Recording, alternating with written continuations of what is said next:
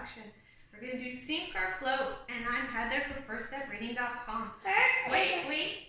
First, you did your predictions, which was your best guess on whether these items sink or float. If you do not have any of the items on the list, don't worry. Just cross it off and put something different that you want to experiment with. It's the same like our experiment we did with liquids.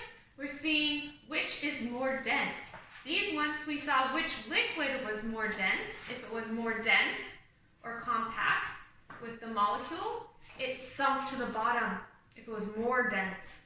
And the liquids that were less dense floated to the top. Now we're seeing which items are more dense than water. If they're more dense, they're going to sink. If they're less dense, they're going to float. That is this experiment. So we are going to start with our paper clip. Can you put your paper clip in? Paper clip, sunk. So we said, does it float? No, our prediction was right.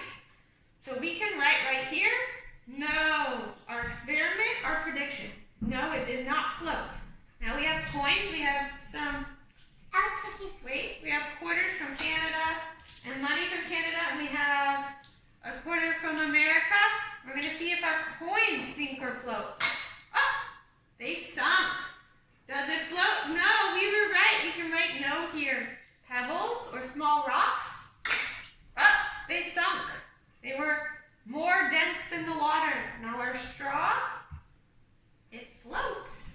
So we said no, it wouldn't float. So we would have to write here, yes, it did float. Now we didn't have a plastic water bottle.